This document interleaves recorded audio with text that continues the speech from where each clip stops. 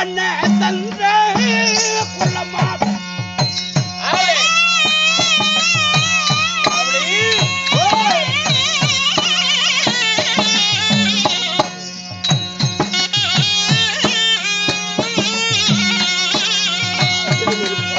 நான் தந்தகுள்ள வம்மு தங்கள்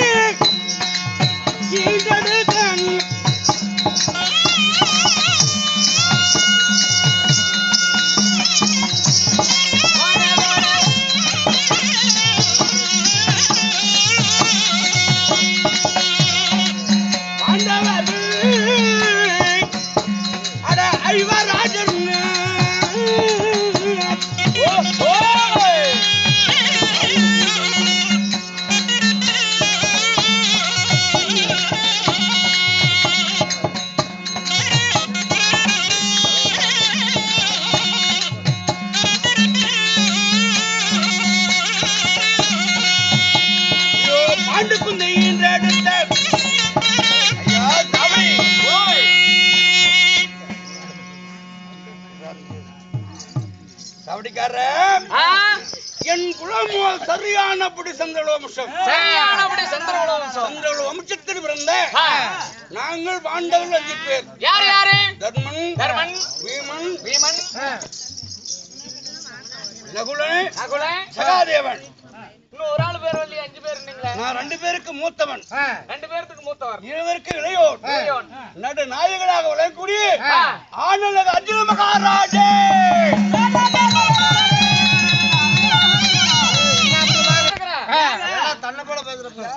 ஐயா உட்காராயா, நாங்க கோபத்துல இருக்கிறேன். என்னப்பா கோபம்? என்னங்க பாண்டவர் குலத்துல பிறந்த அர்ஜுன மன்னன்னா அகலமே கெட்டு நடுங்கும். அவருக்கு எத்தனை அழகு? 12 அழகு, 11 பெயரு, 32 லட்சணம், முதுகுல பொச்சிராக இருக்கும். ஆடழக படிச்ச அர்ஜுன மன்னன் எங்க? நீ பட்டிப்பாடல பிரிச்சு முதுகுல கட்டிட்டு வந்திருக்கிற. செம்பளையோட அங்க போச்சுன்னு தெரியல. 6 அர்ஜுனன் எவன் ஒத்துக்கும்? கேட்கறவன் காணையனா இருந்தா பொட்டிக்காரரோட பொட்டலாய் போட்டாங்க.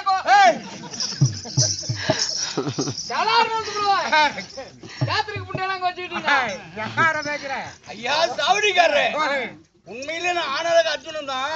அப்பேரை விட்டு அழகுள்ள அர்ஜுன மகாராஜன் இப்படி ஆண்டியாகவும் ஒரு தாசனாகவும் சங்குமா ஒரு சோகி போல் ஏன் நானு எதுக்காக இந்த ஆண்டி வேஷம், இந்த பரதேசி வேஷம் எதுக்கு, எதனால, எப்படி வந்து யாராலும் இந்த வேஷம் வந்தது தெரியுமா? சொன்னா தெரியுங்க, தெரிவிக்கிறேன்.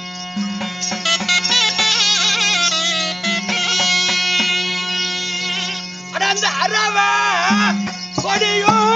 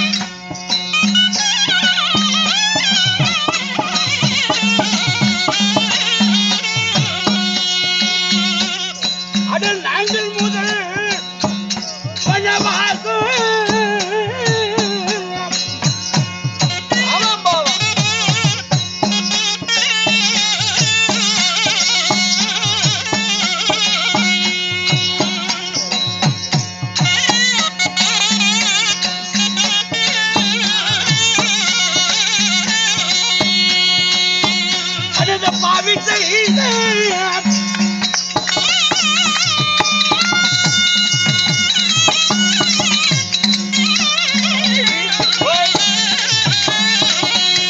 அவன் வஞ்சத்தாள்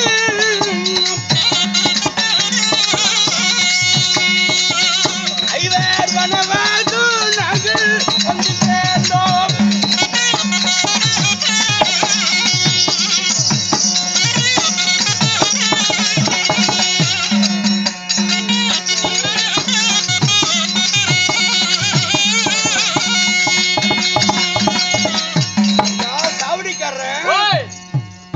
காணியாளனாக விளங்கக்கூடிய கௌரவ குல தலைவன் துரியோதனன் தாய் வயிற்றிலே பிறந்து வெளியிருந்த நாள் முதலாக ஐவரையும் கொல்ல நினைத்தான் நயவஞ்சகன். உண்மை. அதனால் இந்திரபிருந்த பாண்டவர்களை சூது சொக்கட்டான் ஆடி நாடு நகரம் எழுத செங்கோடு பச்சட்டி வரையோடெல்லாம் அபகரித்து எங்களை பங்கியாக்கி வனாந்திரம் ஓட்டி வைத்தான். எப்படி ராசசபையிலே கட்டளை பாண்டவர்கள் இருந்த நாட்டை மீண்டும் வருவதாய் இருந்தால் 12 வருஷம் வனவாசம், ஓர்வரும் அஞ்ஞாத வாசம். இவர்தான் பாண்டவர் என்று தெரியாமல் ஓராண்டு காலம் கழித்து 14 பிறந்து வந்தால் அவங்களுடைய தாயாதிபத்தத்தை சரியா கொடுக்கலாம் என்று இரு தரத்துக்கும் பொதுவாக விளங்கக்கூடிய வில்லாசிரியர் ராஜசபையில் சொன்னார். ராஜசபையிலே மௌனமா இருந்தது. நோட்டுல கையெழுத்திட்டு பாண்டவர்கள் நாங்க மர உரி தரித்து காணக வந்தோம்.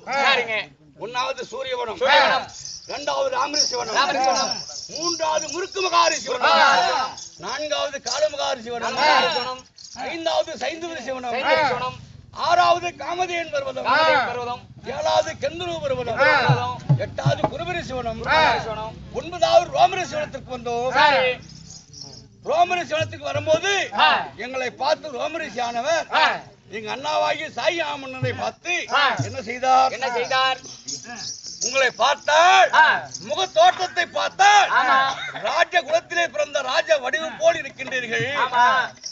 நீங்கள் மரவுரி தரிசி காணகம் வரக்கூடிய காரணம் என்ன அப்படி என்று ரோமரிசி எங்களை பார்த்து சேம விசாரித்தாரு அண்ணாவை. அப்போ எங்க அண்ணாவாகிய சாயாமன்னன் என்ன செய்தார்? தாய் வயிற்றிலே பிறந்து வினை அறிந்த நாள் முதலாக கௌரவ குல தலைவன் என்ன செய்தாரோ அந்த வஞ்சகத்தை எல்லாம் எடுத்து சொன்னார் எனது அண்ணா. யார் இடத்துல? ரோமரிசி இடத்துல. அப்ப ரோமரிசி ஆனவர் கேட்டுக்கொண்டு, தர்மநந்தனா உங்களுடைய கதையை கேட்ட சோகமா இருக்கு. இப்படி செய்த நயவஞ்சகன் நாளை 12 செல்லாகி ஓராண்டு அஞ்ஞாத வாசம் கழித்து 14 பிறந்தவுடனே உங்களுக்கு தாயாதிபட்சத்தை சரியா கொடுப்பான்னு நம்பிக்கை இருக்கா? அதனால் எதிர்காலத்தில் நீங்க எதிரி ஜெயிக்கணும்.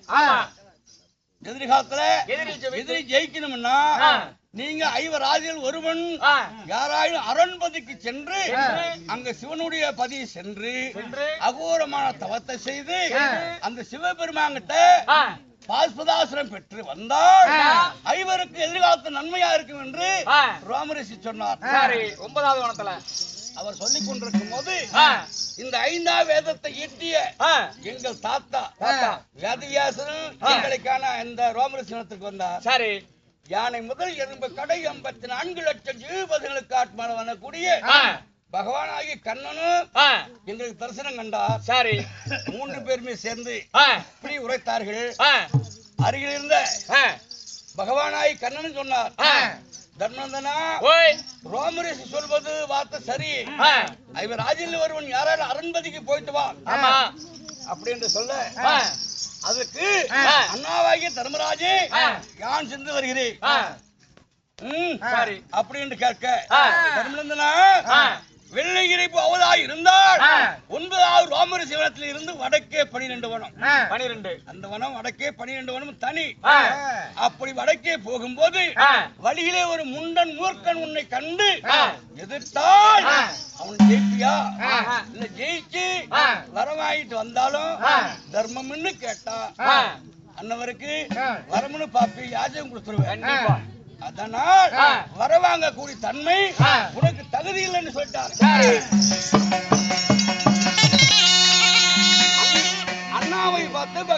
சொல்லிட்டாரு. கண்ணன் சொல்லிட்டாரு. அருகில் இருந்த வீமு மாமா யாரு இவர் தான் கூப்பிட்டாரு மாமானாரு. ஒண்ணும் இல்ல எங்க அண்ணன் வீமு பகவானு கேக்குறார், மாமா கைலிக்கு சென்று நான் வரவாங்கிட்டு வர்றேன் அப்படின்னு சொன்னார்.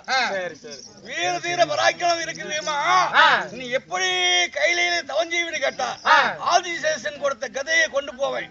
கையில ஒன்னாவது படி ஊனுவேன், மூச்சடிக்க 3.75 நாளிகை தவம் செய்வேன். அதுக்குள்ள சிவன் வரம் கொடுத்தால் பார்ப்பேன், இல்லை என்றால் கையில இருக்குது ஆதிசேஷன் கதை அதிக தவிர அப்படியே.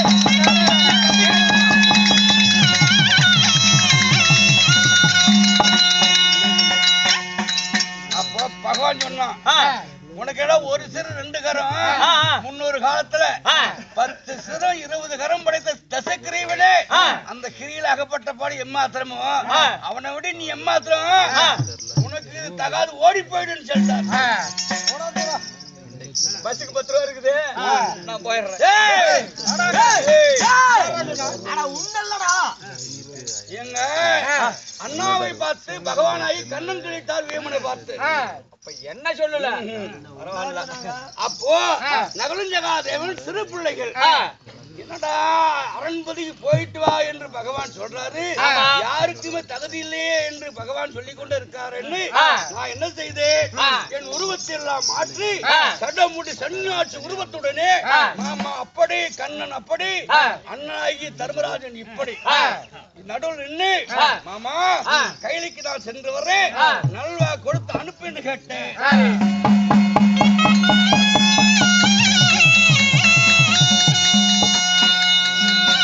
பகவானாகிய கண்ணன் என்னை பார்த்தவுடன் என்ன செய்தார் தெரியுமா?